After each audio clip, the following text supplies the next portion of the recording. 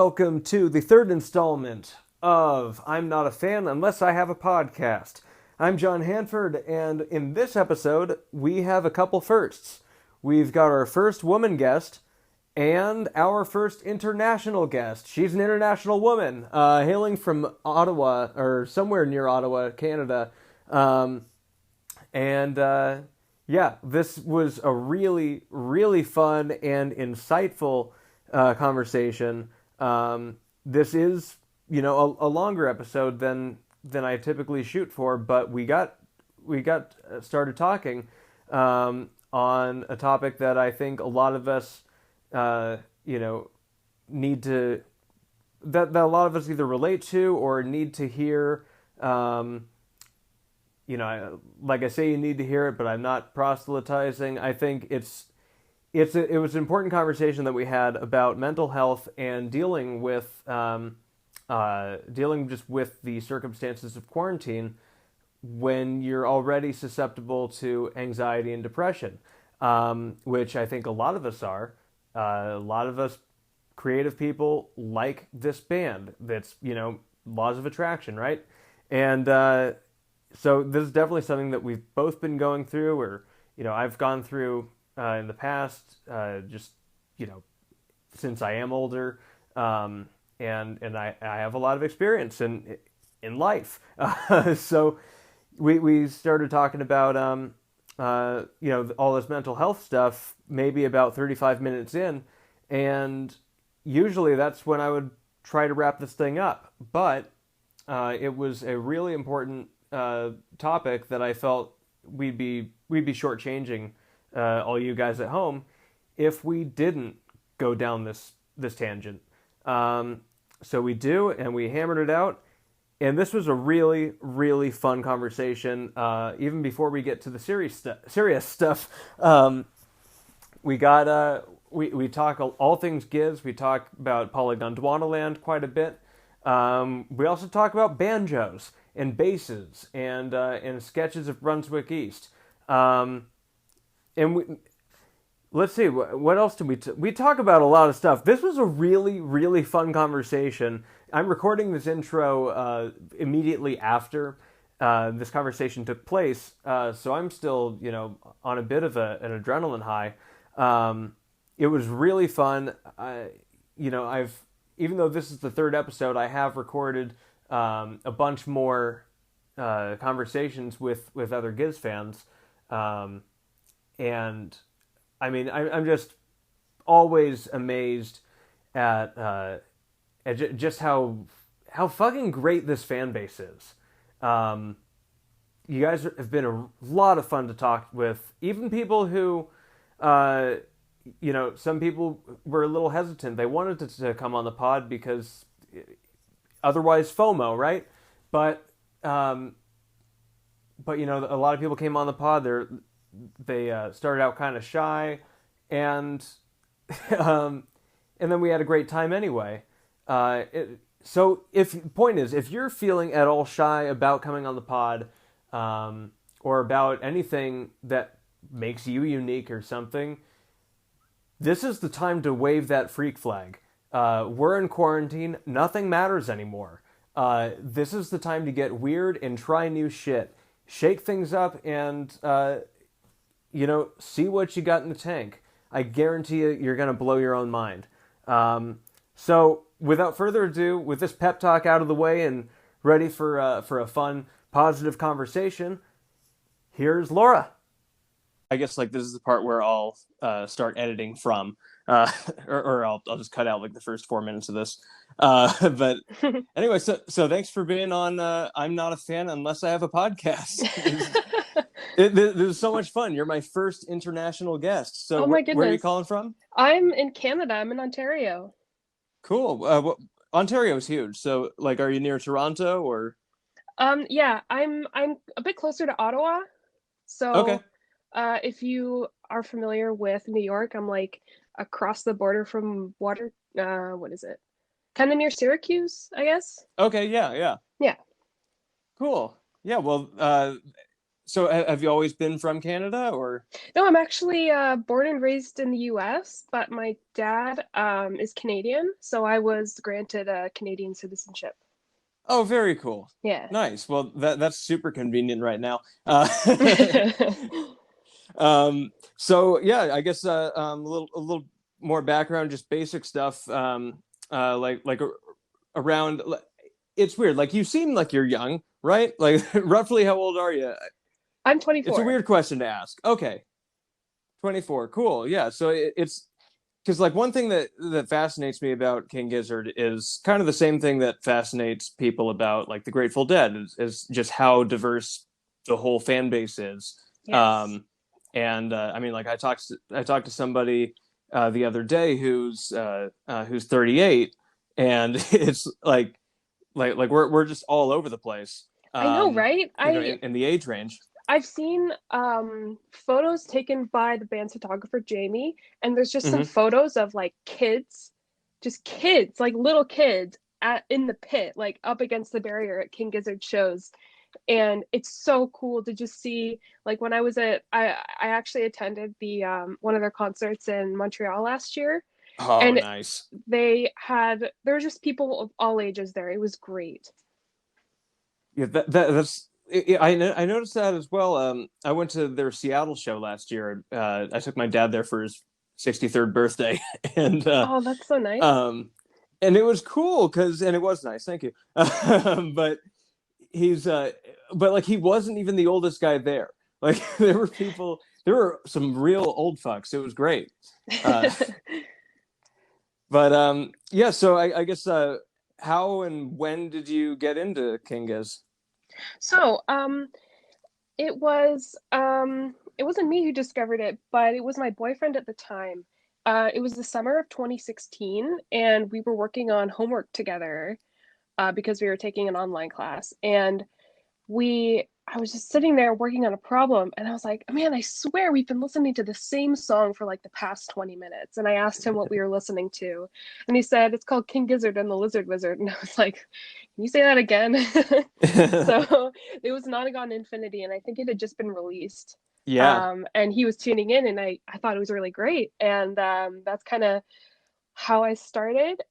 He had been to a really small concert in Vancouver, and that's how he heard about them. Like I think his friend dragged him to it, or he just ended up in it somehow, and it was like one of those small basement concerts. Hmm. And that was I don't know when that was, but anyway, since then I It was when they were playing small basements. exactly, yeah. So that's kind of when I started getting into it. And so Nonagon Infinity was my first album that I listened to from them. And then it wasn't until I would say sometime in 2018 where I actually started realizing like, wow, this band produces a lot of music because 2017, I just, you know, I'm still a student, but I Mhm. graduated last year from my undergrad, and my undergrad was very busy, so I wasn't too in tune with music in general during that time, simply Uh-huh. because I was so busy. But in 2018, I realized, wow, this band released a lot of albums last year, so I took a look at some of them. Um, and what actually motivated me to look at all the albums they released was the video put together by somebody on YouTube, Murder of the Nonagon Fuzz. Uh-huh. And I watched that video and I realized there were other songs that I hadn't listened to that I guess tied into the Giz verse. And Yeah. I was like, wait a second, I have to hear these. So that's when I started listening to Murder of the Universe, and other things like that. So That is yeah. so cool. That's such a unique and interesting sort of background into your fandom. Um, I mean, because like for me, it was like the like I first heard of them a week or so after Polygon Land came out. So I just listened to that to start, and basically just never really stopped listening to them. Um, and like I think that's how it's been for like most people who are diehards. So it's super interesting that that number one, you found them like in 2016, and it was like just after Nonagon came out. Like that, I'm so envious of that. But but then also just that you had the self discipline to take a break and focus on your priorities. Yeah. Um, there were, of course, like a bunch of other distractions I was Yeah, dealing with yeah. at the time, but yeah, Polygon Wonderland is, I would say, my favorite album. For a long time, it was Nonagon Infinity, Hmm. but I would say pretty wholeheartedly that Poly is my favorite. There's so many, and that's not to say it's hard to pick a favorite. It's so hard to pick a favorite when you're a King Giz fan Yeah, because each album has something so unique and so special about it. But the thing about Polly to me is it's the story writing, it's the lyrics, the instrumentals are just insane. yeah. Um uh yeah, so another of my favorites is Sketches, which Hmm. for some reason is controversial. I'm not sure Well, why. it's weird. Like I remember back when it came out, and in 2018, it was like still controversial, and then all of a sudden, like I guess probably because Gumboot was such a hit, and then Fishing for Fishies, like they went back to making it sort of jazzy, or at least putting a boogie in there, um, and I think that sort of like made Sketches make a little more sense into how it ties in. Like I liked it from the get go, um, but like that one did take a little while to grow on me as a favorite, and Hmm. I think it did with a lot of other fans as well. Yeah, I mean, I'm not sure if it's just people like in the fan group trying to be edgy or something, but I tend to see a lot of that. But Yeah, yeah, it's Facebook. It comes with the territory. yeah, it's funny. I also have an interesting story of how I discovered Sketches. Oh yeah, Um, I please. think it was Halloween of some year. It must have been 2017, and somebody on the Facebook page posted the video of like the man dressed in black wearing a skeleton mask, or not a skeleton mask, a pumpkin mask, and he's doing this dance, and somebody overlaid Tezata on it, and I was like, no way, that's a King Gizzard song, that sounds amazing. And so I did my research, and now Tezata is like my favorite song on Sketches. And I'm actually also a musician. I play the bass. Oh, sick. Yeah, so I've been trying to learn some songs from Sketches. Fair warning, I'm like not the best at it, but Yeah, yeah. I'm still trying to take lessons and still trying to sort of transition because I used to.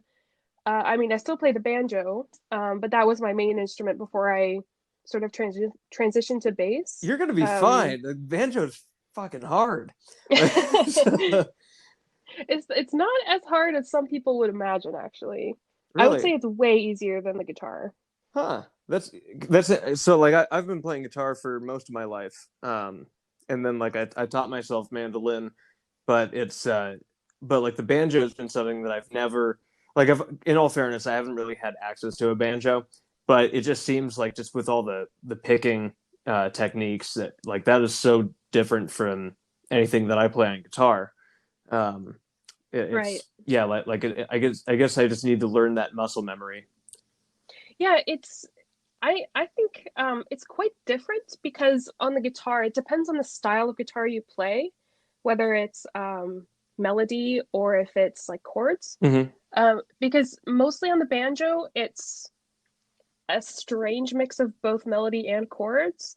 On the guitar, you tend to strum with your whole hand, but on the banjo, you use three fingers to pick it, at least if you play Scruggs style like I do. But Hmm.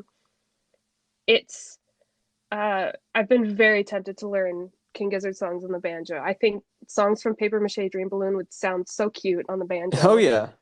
I have ideas though, but I don't execute them, and I feel like everybody falls into that trap. But Yeah, and I've got some ideas in my brain about the end of the world, which involve a banjo covering King Gizzard. Uh, uh, no, I couldn't resist that one. But uh, but yeah, I mean, you're talking about starting out on the bass and wanting to play stuff from sketches, like the bass line on Dust or Dawn to Dusk on Ligon Street is, I think it's one of the sweetest bass lines in that record, as well Oh, as it stands out too, yeah, for and it's sure. like it, and it makes sense because Cook wrote it. Like it sounds like a Pi Pi song, um, but like it's such a sweet riff that's also pretty simple, I think. Um, Yes, yes. Oh my goodness. so if There's you're taking so requests, that's what I would put in. I think that's the next one that I'm gonna try to learn. Um, there's the one I am currently working on is Spider and Me, which Oh yeah. I love the way it kind of dawdles along. Um, it's such a fun album, honestly. Like the entire album is so fun. The one Mhm. that I've been working towards learning is Deserted Dunes Oh yeah. on Polly, because when the bass line in the second half of that song comes in, my mind was just blown. Hmm.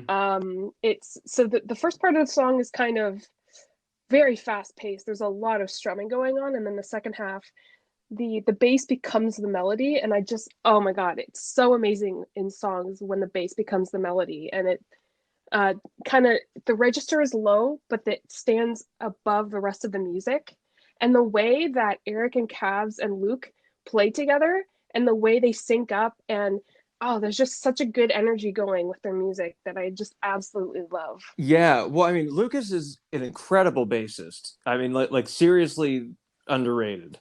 And I know, okay, he Lucas is like, he's like the Ringo Starr of the band. Like he it just trudges along, and I mean you could say that about any of them, Cavs too, and Eric. Oh my god, but yeah, but I mean, but like Lucas isn't really the Ringo of the band. I mean, because like he's probably the hottest, just objectively speaking. I'm a straight guy, but like I'll give credit where it's due.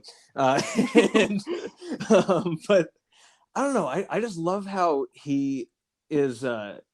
He seems to be like probably the most humble, just because he loves lurking in the background. But I think it's just that like that really being uh in sync with Eric and Cavs, like the three of them just make up the rhythm section of the band, uh yes. which is evidenced by like just how they're positioned on the stage, I think. But it's yeah, you're totally right. I mean, like everybody feels that energy. And I'm gonna have to listen to Deserted Dunes again to really understand what you're saying, because like I'm sure you're right. um but that's something that I just haven't picked up on yet. Even though I always tend to pick up new things, uh, the more I listen to any of their albums.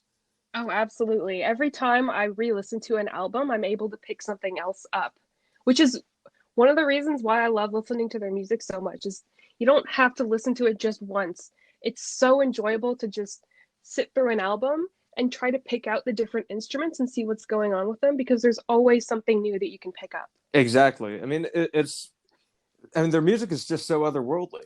Um, like one of the. That's a really good way of putting it. I agree I wholeheartedly. mean, it just completely changes, like in a way, it changes reality for me. For me, like, um, it's so weird because like I would never have considered, uh, like even the notion that I would ever become this obsessed with anything, like in my adult life. Um, and especially not to the point where I'm starting a podcast where I'm just talking with other fans about how much we love the band. Like it's such a trip. Um, because It's such a good release for me too, because I have friends and I try to get them into the band, but it seems like the only people that I'm really able to connect with are the ones who are like super fans like you and I, yeah, where we're just like, "Oh my God, I love this band so much and I have to tell someone." yeah. I mean, this is, and honestly, I kind of like it this way because, like, I think that struggle is pretty much universal for Giz fans. But I kind of like that because otherwise we'd turn into like a full on cult, and like Stu McKenzie would become the new Kenneth Copeland, and we'd be fucked. But um, no, but in any case, it's like, uh, but back to Deserted Dunes. um, like I think just in imagining what you're saying with Lucas's bass line going along with the vocals, I think just that sonic effect of a bass backing up Stu's kind of trebly voice, um, just really brings that together. Like I can imagine that, and especially if you're a bassist, that must be a pretty extraordinary sound. Yes, and some goal I want to work towards in my own personal uh, work as a musician is to try to learn to sing and play the bass at the same time, because one, that's not really something you typically see, and I really think that with King Gizzard songs especially, it would produce some really interesting sounds. Um, Yeah. and there's a second point there that I just completely forgot what I was talking about. That's okay. We love to have tangents that lead nowhere, or we come back to them later on. Like everything. What's Here's a real trip. Anything that happens within the Gizverse, uh, or by extension of the Gizverse, Stays in the Gizverse. the Gizverse is ever expanding. That's so yeah. So we'll come right back to that at some point. Anyway, not to get too tripped out here. But Can we talk for a minute about the boys? yeah, Because the boys are everything. please. When I was in Montreal, I got to meet them after the show, and let me tell you, they're the sweetest boys. They are so nice, and they just genuinely love that their fans are they're so in love with their music. Like, Yeah. I have this really funny memory. Um, so after the Montreal show, I managed to meet Joey before the Hmm. show. It was really cool. He was so nice. Where'd you meet Um, him? oh, so I was creepy, and I went around the venue and found where the buses were parked and kind of was just standing there like, oh my God, am I going to see someone? I managed to see Stu walking down the street, and he was like, hey, I'll see you after the show. And I was like, oh my God, okay. So he just had places to be, so I was like, cool. And then I walked up the street, and at the just beyond where the edge of the building ended on the corner of the street was Joey, and he was talking to another fan, and I was like kind of freaking out. I was like, holy shit, it's Joey. And when I think of Joey, I think of Table Joey, like in the Yeah, Trap yeah, Door yeah. video with his face sticking out of a table chewing on chicken leg. Um, I mean, I think but he's he the was just like, oh silliest. hey, oh my God. Second close would probably be Andy, Yeah, but yeah. he was just, kind of talking about like, oh yeah, like we were in Toronto yesterday, and oh, it's so cool that you guys are like fans and you're here to see us, and it's just so nice. But after the show, I managed to meet Stu and Cookie and Ambi and Cavs, Oh, that's cool. and they were so nice. Oh my God! So I came prepared, and I brought a bunch of Sharpies because I knew that people would kind of maybe lose their Sharpie in the pit, or I Good chance, yeah. so I was like the Sharpie mom, and I was handing out Sharpies left and right, and I think I lent it to Ambi, and I like wasn't sure where it went, so like got him to sign my jumpsuit because I wore an orange jumpsuit just like Kaz and Eric, Sick. and then later on I just like could not find my Sharpie, so I like went up to Ambi and I was like, Ambrose, do you have my Sharpie? And he was like, no, I gave it back to you. I was like, oh my God. It was like, oh my God, I just can't express how nice they are.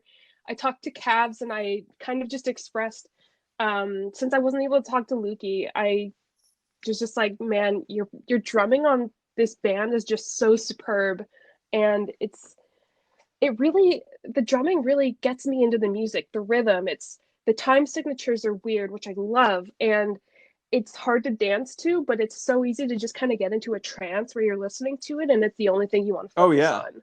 I mean, it's Cavs is such an unreal drummer. Like I didn't realize uh just how much because there are tons of great drummers out there who are, it seems like they're second to none.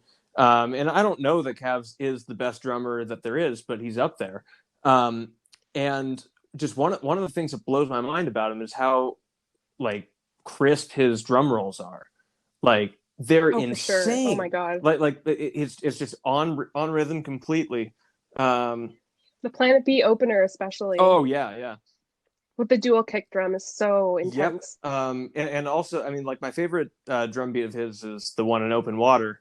Um, and Oh my God, that I'm album is well, insane. so like Yes. you're saying with Polly being your favorite, Flying Like a Total Banana has that for me. Like even though Polly was the first one I heard, Crumbling Castle's sick and everything, um, but like Flying Microtonal Banana was the one that was just like, wait, what the fuck am I listening to? It was just nuts. And then, it goes straight from Melting into Open Water.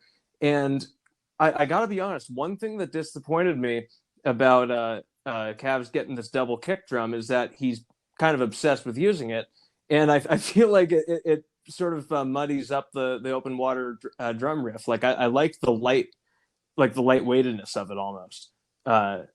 Which might be an Yeah, unpopular yeah. opinion, but it's how I feel. That's interesting. It definitely, I think also the mixing of the album contributes to it. Yeah. But especially when I saw them live, like I was right up against the barrier and I was super close to the stage, Mm-hmm. and the live mixing itself is so superb because you're able to they've got three guitarists, and so you think maybe sometimes the bass would get drowned out, but it No, the doesn't. bass is front and center. And the Oh, for sure. Oh my God. They just do such a good job every time they set up. Yeah.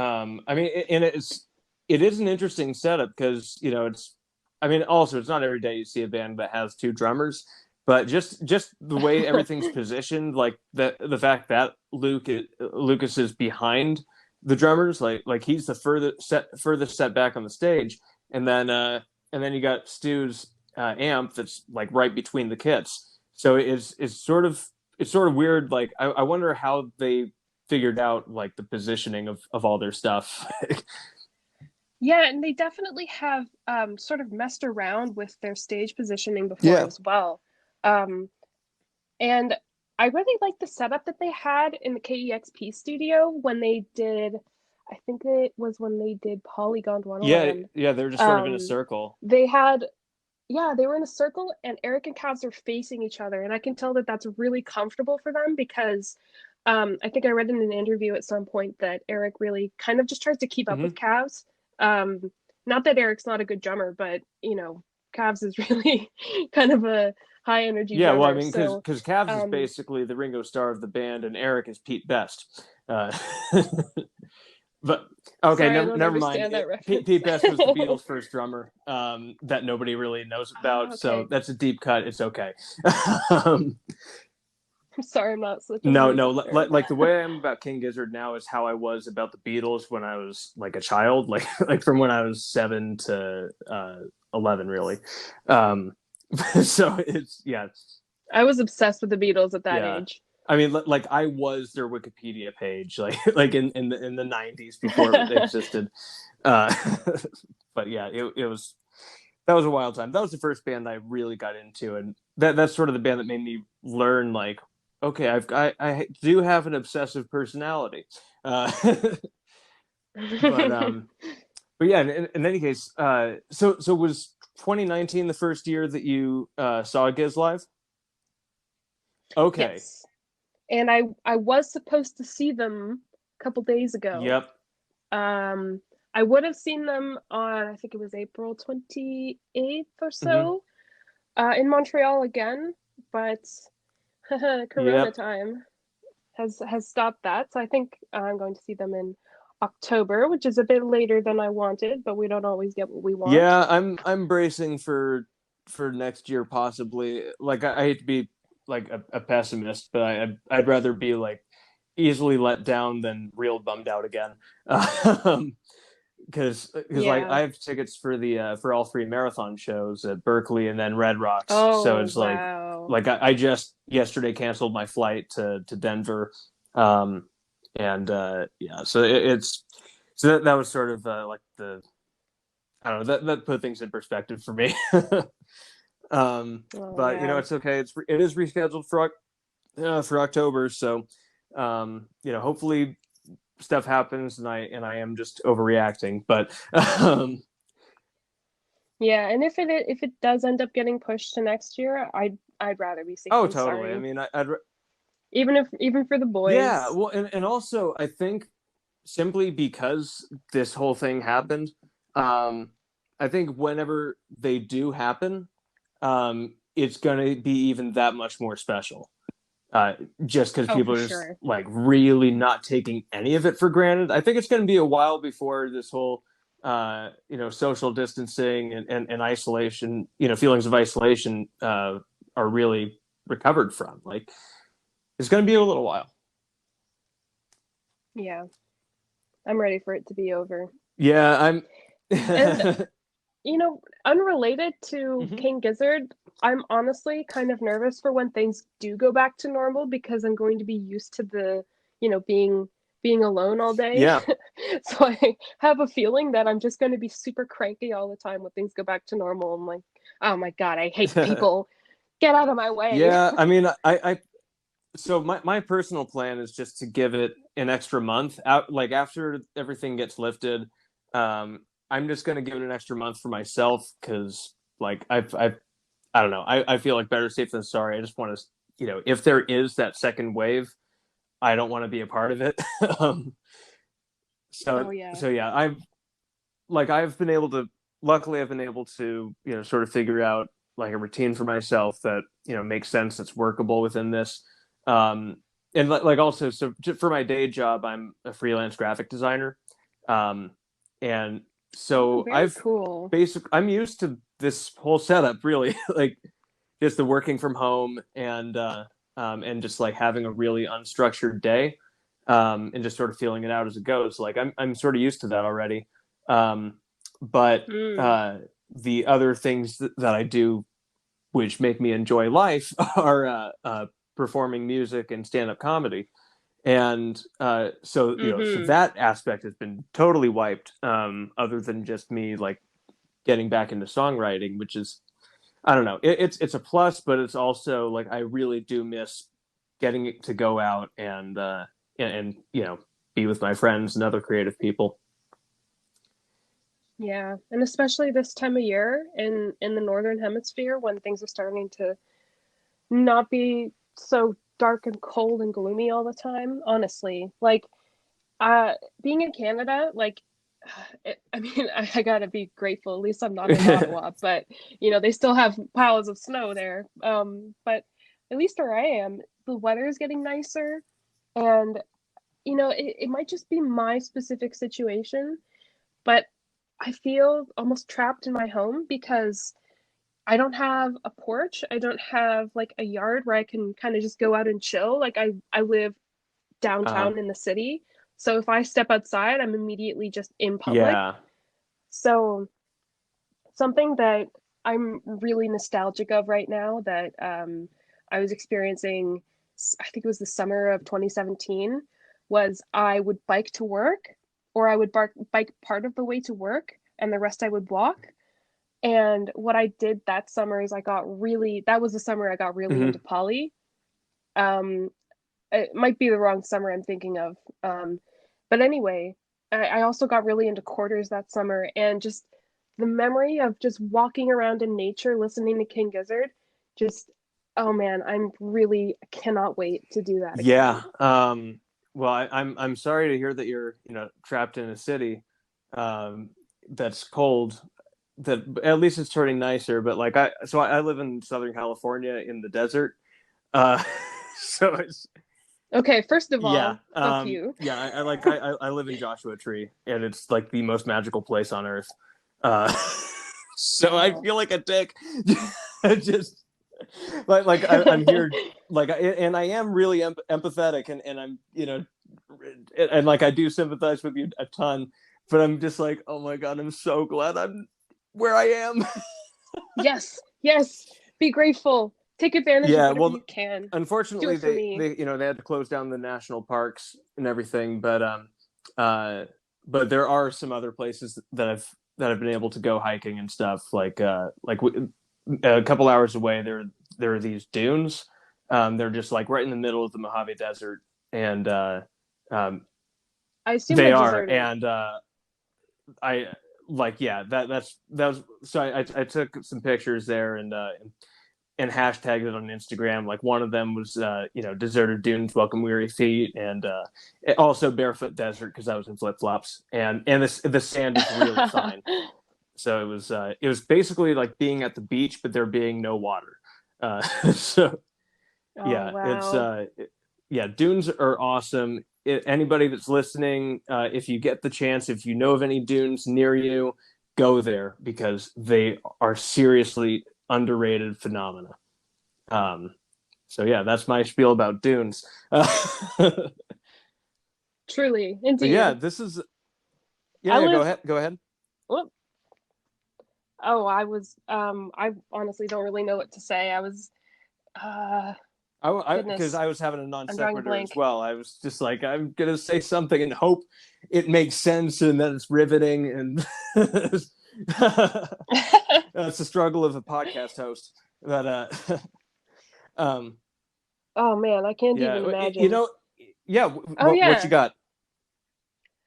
Well, I was gonna say a little bit about me. Like I'm a grad student, so my whole routine has just kind of completely Mm-hmm. gone to shit because, you know, as okay, when you're an undergrad, when your day is incredibly structured, you have like 5 classes you need to be to, you have some meetings, you've got assignments, you've got, Mm-hmm. all this different stuff.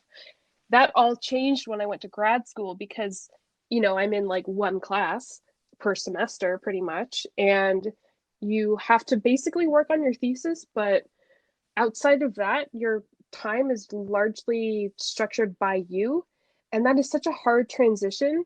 And you might kind of say, well, I've been doing that for my career, but in my experience, the past 5 years of my undergrad was highly structured. So when this whole Corona time came around, the I Mm-hmm. struggle with depression a lot. So when when I don't have anywhere to be, there's my brain just says there's no reason to get out of bed if you don't have to get dressed and go Mm-hmm. outside. Yeah. So of course I don't. Um, so that's been pretty tough to struggle Yeah, with. well, But I think that's something that I mean, a lot of creative people definitely struggle with depression and anxiety and stuff because that's like that's what we feel things. We feed off of that and like that's how we mhm. create stuff. I mean, I've started getting back into songwriting and I recorded 3 songs last month, um, and it was and like I'm really pleased with how they turned out, but I felt like I was, going a little nuts, just um, just with everything that was going on. Like I don't remember writing the Absolutely. songs even like consciously. Like I just sort of got myself into this meditative state and just wrote down whatever came to mind, and luckily it all worked out. But but yeah, Mm. I think usually I keep these episodes to like a half hour, but this is a topic that I think we should explore further, um, because I think a lot of people are going through this, through some sort of anxiety or depression, just with just Oh, for everything being sure. upended. So depression is something that I've struggled with, for most of my life, and but until kind of last year, and just like so, I just turned 30, and I feel like a lot of my 20s were just basically high school still, but not realizing it, like Mm. thinking that I had grown out of it, thinking that I was an adult and everything. But it wasn't until like the last couple of years that everything started to that I started to experience sort of this paradigm shift, and like I got totally burnt out at a corporate job in New York City and just quit. And uh, the first couple months, like really, it took about a year for me to find some sort of structure or routine, after quitting my job, to like figure out, basically think that I'm still sane. Like there were some days where I just would lose it, Mhm. Yeah. um, and or I'd feel like I was going nuts and just like, what did I just do? I have no income right now. Um, But Hmm. yeah, I think it is really weird how much structure can affect people's moods and just overall day to day life. Because it's not something you think about until it's Yeah, gone. absolutely.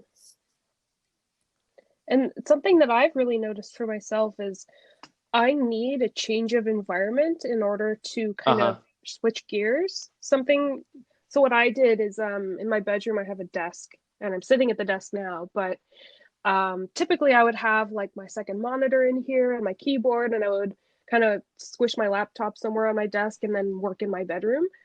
But ever since we've been ordered to stay indoors, I had to move all of that into our very small living room and put everything on our very small kitchen table. So I've kind of taken over the living room a bit. And I found that like I really had to put all of my stuff out there because first of all, um, it's quite distressing to sort of be in your room all day, Yeah. just to be in the same room.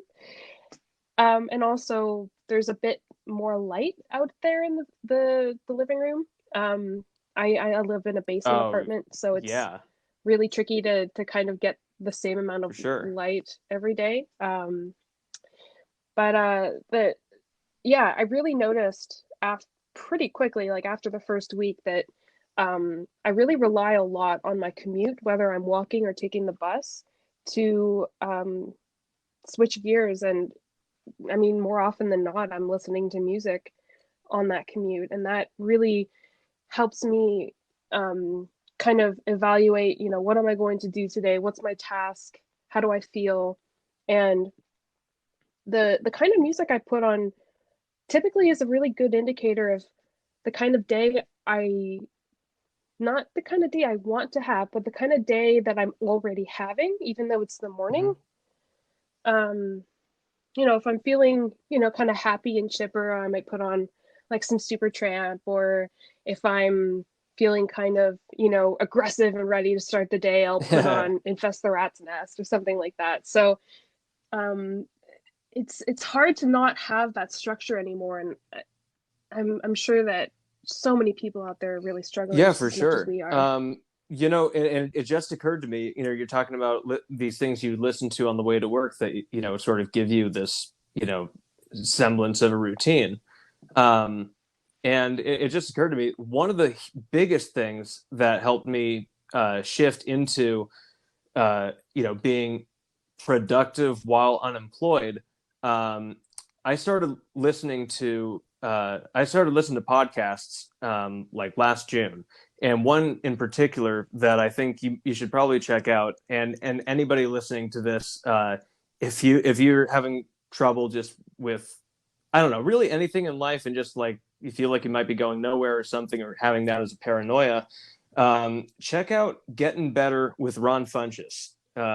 If you're not familiar with him, he's a brilliant stand-up comedian, and just a really really positive guy. And it's basically a comedy Cool. self-help podcast. And I'm like the last person that would ever recommend self-help anything, but this really worked for me. And like, if you got nothing better to do right now, throw it on and just give it a listen, because it's like I've been able to get some real wisdom, sort of doing this balancing act of King Gizzard and Ron Funches.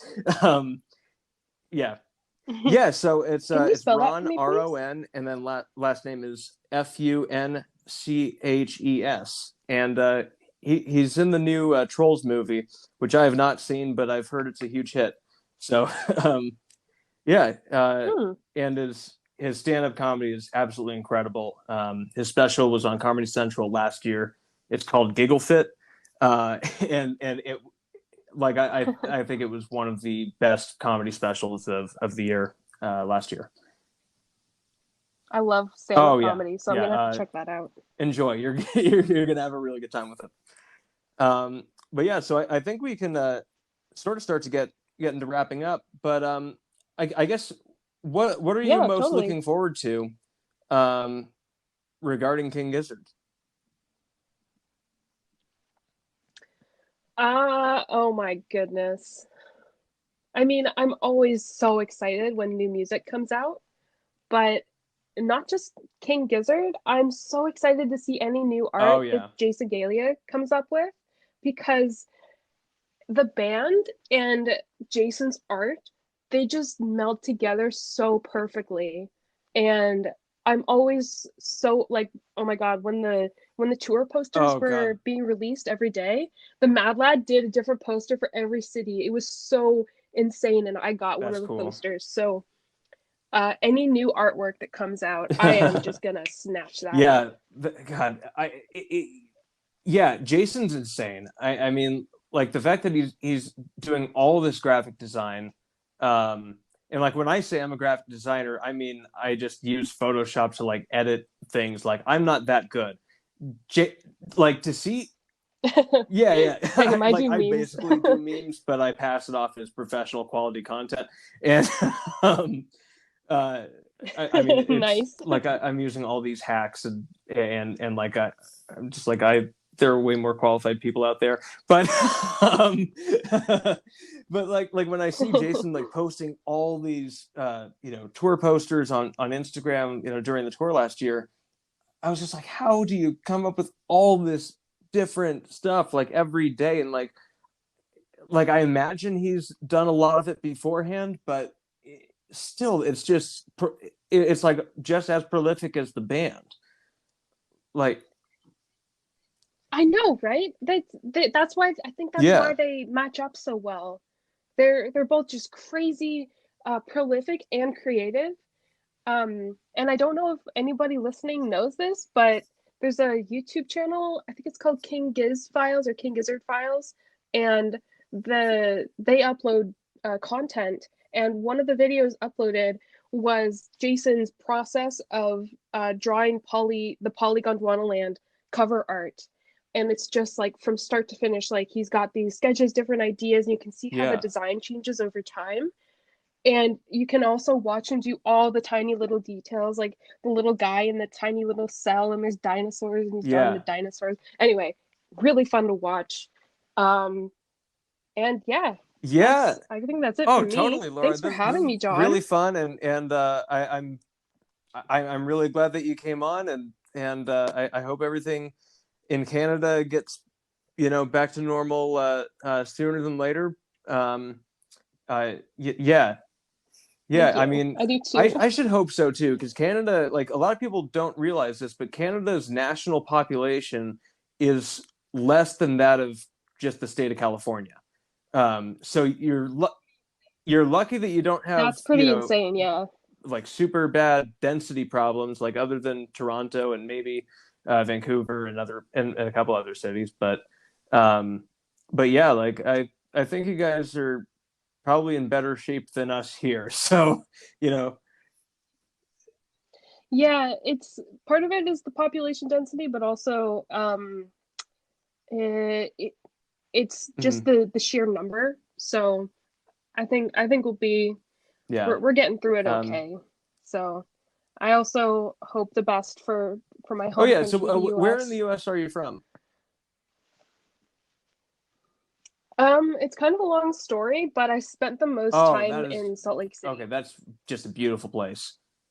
I mean, those mountains at Oh, for sure. sunset are just, yeah, breathtaking. Uh, I yeah. couldn't Well, agree thank you so more. much for I coming miss on, it. and please feel free to stay in touch, and I look forward to like having yet another King Gizzard friend. Thanks for having me.